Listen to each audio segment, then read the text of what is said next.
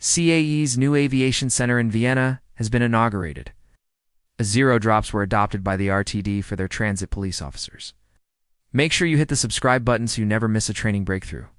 Hi, I'm your host, and this is your daily training news. We'll start today with an aviation-related training story and then move on to law enforcement. So our first story today is going to take us over to Austria, where CAE has inaugurated its brand new aviation training center in Vienna. The center will offer a full array of training solutions for business aviation pilots and cabin crew. The facility features 2 FTD Level 3 flight simulators, 1 fixed-base simulator, and 2 classroom rooms.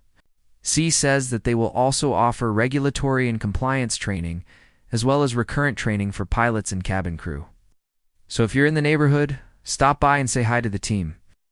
In our second story today, we're going to head over to Denver, Colorado, where the Regional Transportation District, also known as RTD, has become the first public transportation system in North America to adopt virtual reality training for their transit police officers.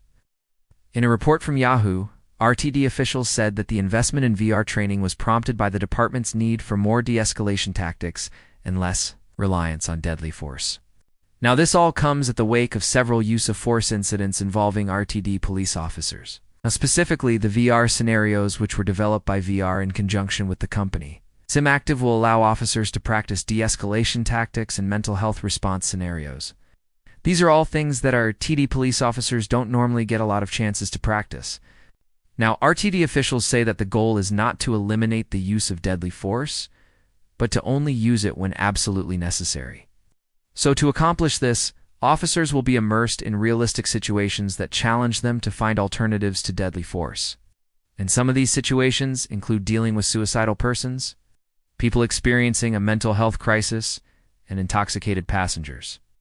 And according to the report from Yahoo, the immersive and interactive nature of the training allows officers to learn and practice their response in a safe environment without the risk of harm to themselves or others. So, RTD officials say that this is just another tool in the toolbox for their officers. So what do you think about today's stories? What do you think about the use of VR training for law enforcement officers? Let me know in the comments below. And make sure you hit the like button if you enjoyed today's video. Also, make sure you check out the description for today's links and previous episodes. And if you want more, hit the subscribe button so you're notified every time we post. And if you really want to support the channel, consider becoming a patron. Instructors, if you're looking for high-quality training content for your students, look no further. Every day on this channel, we cover the latest in training technology and techniques from around the world. Our videos are free, and if you subscribe, you'll never miss an update. Today's training insight is going to come from one of my personal heroes, Brigadier General Ret. Jerry D. Morlock. Now, Jerry served 32 years in the United States.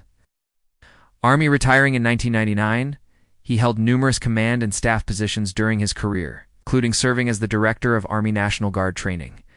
He is a graduate of the U.S. Army War College and earned a doctorate degree in education from the University of Nebraska. Dr. Morlock currently serves as the President of the National Tactical Officers Association and is a Master Instructor for the NTOA's Active Shooter Response Training. Dr. Morlock has authored numerous articles on active shooter response, and his insights have been featured on national television. And now, for today's quote from Dr. Morlock. When people talk about an active killer situation, they often refer to it as a crime in progress. It's actually not a crime. It's a deadly force incident. It's a man with a gun incident. It's a hostage incident. It's a barricade incident. Those are all things we train for. But what we don't train for very much is an active killer situation. That's unique. Thanks for watching. If you enjoyed today's video, make sure you hit the like button and subscribe. If you really want to support the channel, become a patron.